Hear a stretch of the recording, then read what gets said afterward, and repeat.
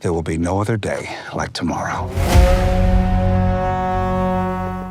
The first rule of thumb for any true film connoisseur is that you never miss the opportunity to get the earliest possible showing for a Steven Spielberg film. Having said that, Disclosure Day feels nothing short of a belated third installment in Spielberg's Alien trilogy, or at least that's what I'm calling it. In a way, you could say the trilogy started with Close Encounters of the Third Kind in 1977 and continued with E.T. the Extraterrestrial in 1982. Disclosure Day truly marks his most awaited comeback to science fiction. And all I could say is, leave it to my man Spielberg to reimagine the world we live in by positing the most incredible theories on extraterrestrial life. If you didn't know, the film revolves around a single piece of information, which is the fact that aliens exist, and the plot mostly deals with whether that fact should be shared with the world. All in all, Disclosure Day is full of surprises. So, without wasting another moment, let's discuss what really happens by the end of the film.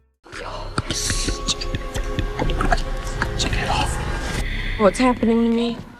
Disclosure Day opens with a very disorienting scene for a science fiction movie, because instead of spaceships or stars, we see a full crowd cheering at a professional wrestling arena as a wrestler is being stomped in the face by his opponent. We then meet a cybersecurity specialist named Daniel Kellner, who's sitting on the stand and clutching a backpack that contains the greatest secret in the world. The movie does not take long to reveal that the year is 2026, and the United States is currently at DEFCON 2, edging on the brink of a World War III with North Korea. The geopolitical tension is the fundamental reason why Wardex Corporation exists. This secret arm of the US government is headed by CEO Noah Scanlon, who argues that releasing proof of advanced extraterrestrial life into a world already teetering on the edge of nuclear annihilation would cause immediate and catastrophic societal collapse. Now, Noah has figured out that Daniel, who worked for the corporation for almost a decade, has stolen hard drives that contain straight-up video evidence on the Department of Defense experimenting on aliens dating back to the 1947 Roswell incident within the Wardex Corporation, along with an alien diving device. These devices apparently allow the user to interface with alien frequencies, which further grants them invisibility and telepathic abilities. But, of course, that comes at a severe physical cost. As Daniel tries to run, Wardex retaliates by kidnapping his girlfriend Jane, thus initiating a deadly game of cat and mouse. Even if he manages to free his Jane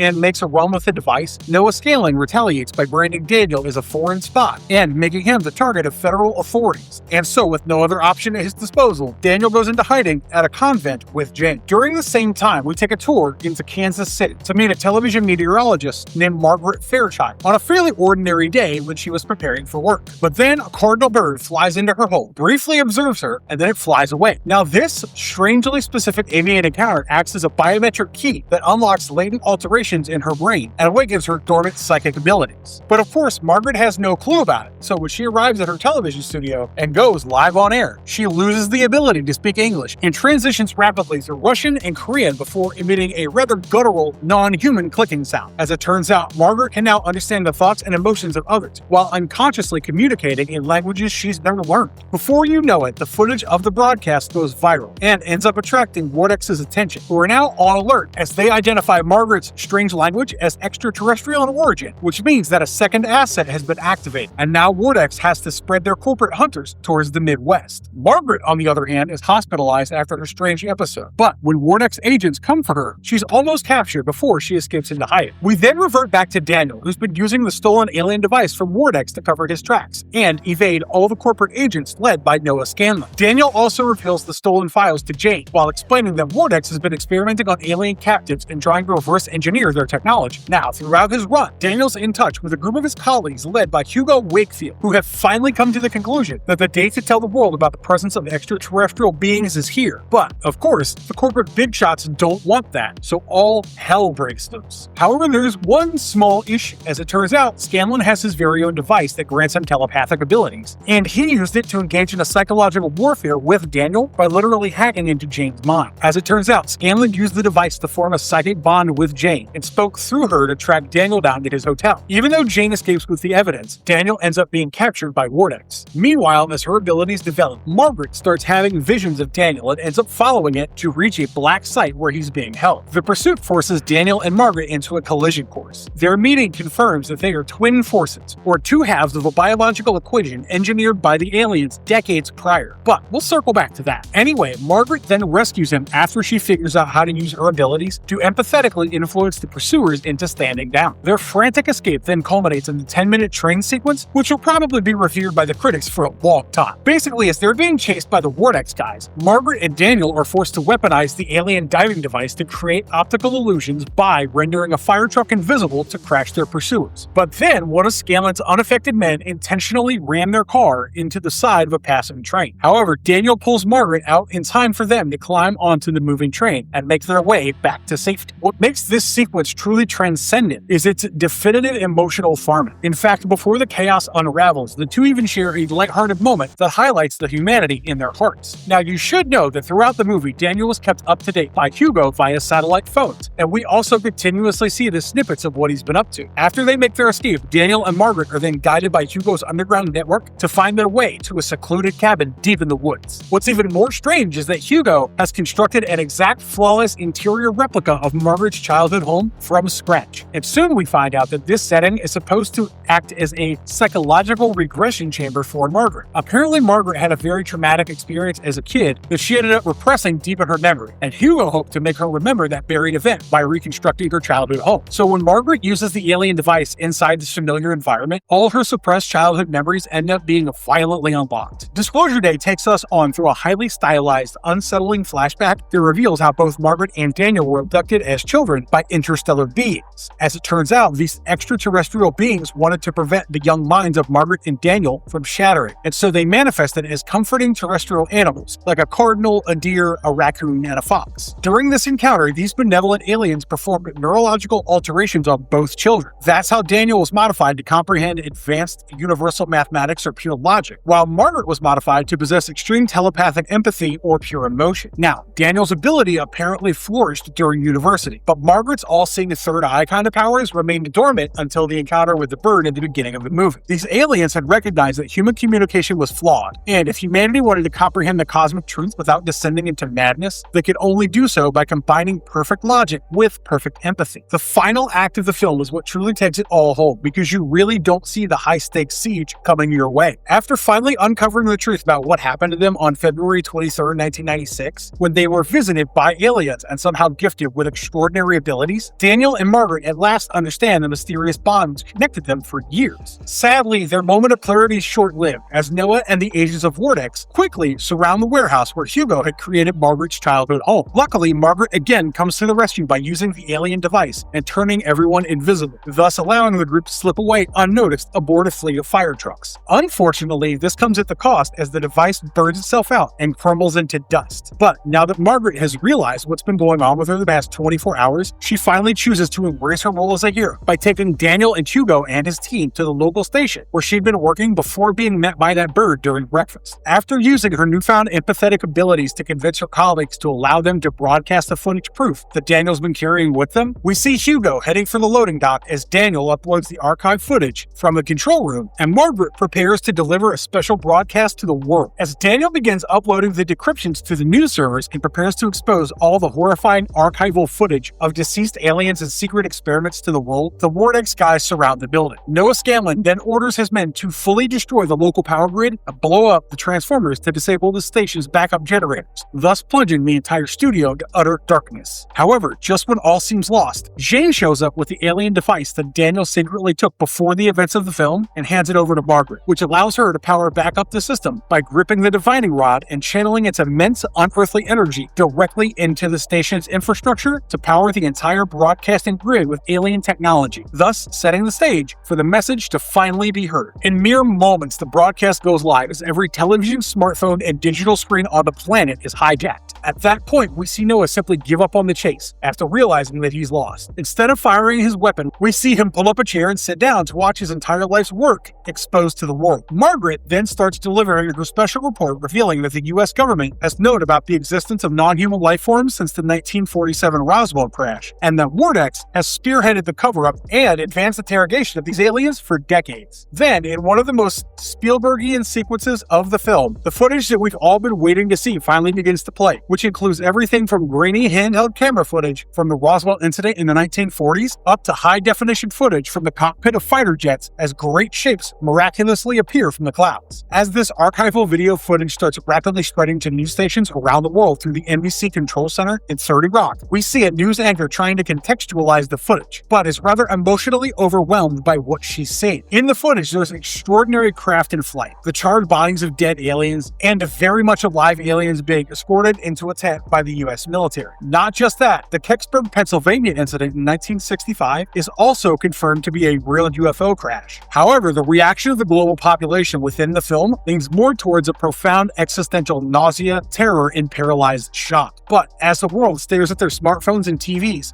a white truck arrives in the loading bay to reveal Hugo's ultimate trump card. As it turns out, for 5 whole years, Hugo had been secretly harboring a living extraterrestrial, smuggled out of a Wardex black site. After a wheelchair is rolled in by someone with some sort of egg-shaped device on top, Hugo peels back the layers to reveal the alien. This can be presumed to be in vivo 17, the previously imprisoned non-human life form that Hugo secretly released 5 years before the events of the film, and has been working with ever since. You should know that in vivo 17 is much larger, far older, and more infirm than every other alien that we see in the film's archival footage. As in vivo 17 steps onto the live broadcast stage, revealing itself to 7 billion human beings, Margaret and Daniel then approach the alien together and embrace it. The alien then whispers something we can't hear in Daniel's ear, in a sequence of clicks and an 8-bit binary language that only he can understand, as he is the mathematical conduit. In response, Daniel smiles and translates the complex data for Margaret, who immediately returns to the anchor decks, ready to deliver a message from the stars. Because Daniel lacks the empathetic capacity to translate this pure data into human emotions, Margaret addresses the world teetering on the edge of World War III by asking them to listen just before the film cuts the credits, thus leaving the nature of the message forever a mystery. Now, throughout the movie, the background story has suggested that the world of the movie is surely barreling towards nuclear war, in which case Margaret's line could be seen as a teaser. However, Steven Spielberg's not exactly ending his movie with a cliffhanger, as much as an earnest plea or a heartfelt request that we show a bit more empathy to each other before it's too late. While I know all of us will keep gnawing on what the alien really said, Disclosure Day keeps in vivo 17's message a secret for a reason. It's clear that the ending was aimed to be open to interpretation, which means it's sort of like Lost in Translation all over again. But this time, Bill Murray is a 7-foot-tall alien. However, Disclosure Day does leave some major breadcrumbs for us to follow up on. Throughout the film, we see the documented chaos of how the world is on the brink of Armageddon due to hostile military action in North Korea and Europe. Not just that, during Hugo's conversation with Noah, we also learn a lot about the aliens' benign motivations, as they see empathy as the foremost evolutionary advantage, and also warn how rejecting it will lead to extinction. In fact, it seems like the aliens are evidently concerned they'll cause a mass panic by revealing themselves, and who can blame them given how Wardex and all the previous administrations have treated aliens over the years. To add on to that, according to Daniel, Margaret's involuntary broadcast that she delivered during her weather report at the beginning of the film warns the masses to not be afraid of what they don't know. Keeping everything in mind, I think In Vivo 17 basically gave Daniel a message of peace that can potentially prevent the cataclysmic course of history that's about to unfold. But that's just my 2 cents. What do you guys think about the open ending of Disclosure Day? Let us know about your thoughts and opinions in the comments below. If you like this video, please hit the like button and subscribe to our channel, and please make sure to ring that notification bell so that you don't miss any more videos from our channel. Be safe, have a great day, be at peace, but as always, stay marvelous.